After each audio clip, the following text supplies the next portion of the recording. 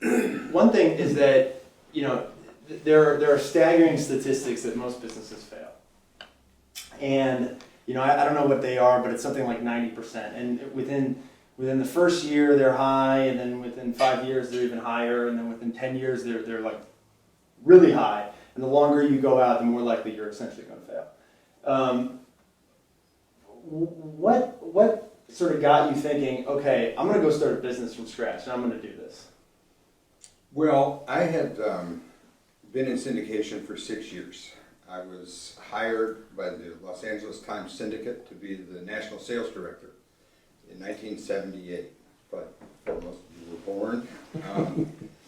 And what happened after college, I was very interested in politics in college. I went to Georgetown University and really just loved politics. My mom's first cousin was William F. Buckley, the founder of the modern conservative movement. And I was just always reading politics. So but I also like business. And in fact, I went to the University of Chicago to get an MBA. And during that time period, I was selling for a company that offered sales training seminars. And I met a man named Willard Colston who ran a company called National Newspaper Syndicate. And I didn't know what a syndicate was, but this is what he did.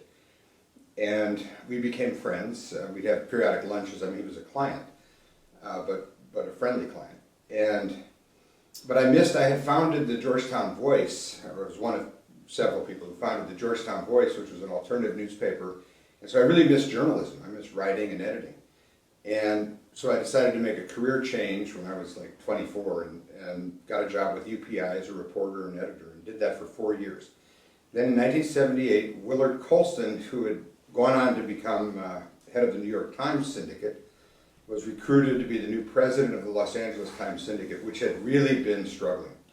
And their founder had died like 7 years before, and for 7 years the whole place was just drifting. And they brought in Willard to turn it around. And he read in Editor and Publisher, a trade magazine, that I had been promoted at UPI from the Philadelphia office, or from the Baltimore office to the Philadelphia office. And he tracked me down in Florida. I was on vacation, which I almost never took in those days, and said, "You're the same Rick Newcombe I met with the sales guy?" And I said, "Yeah, that's me." And he said, "Look, I'm looking for a national sales director who also has editorial background to basically groom to become general manager. This is what I want, and your credentials are perfect. We need to talk." Now, I had never been to Los Angeles or California in my life. I'd grown up in Chicago and gone to school in the Mid-Atlantic region, Washington, D.C., and stayed in Baltimore, Philadelphia. So he said, "I'm going to come down to Florida." And that put a pressure on me. I thought, well, if he comes to Florida, I almost have to take the job. So I said, "You can only come to Florida if you bring your bathing suit," meaning if you turn it a little vacation, in case, so it gives me the freedom to say no.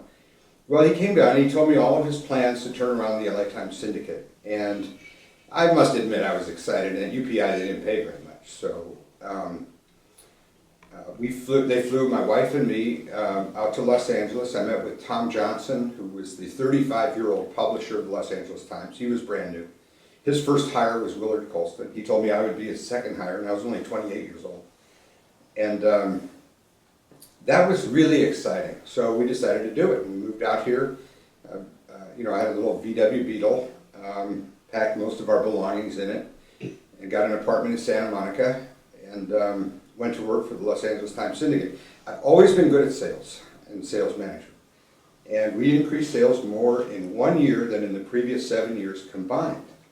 So they really took notice of this. And in those days, you had like a production department and a 20-person accounting department, because it wasn't computerized. Everything was pencil and calculator, or no adding machines. And we were selling faster than they could process the sales. They weren't keeping up with it. So Willard made me general manager.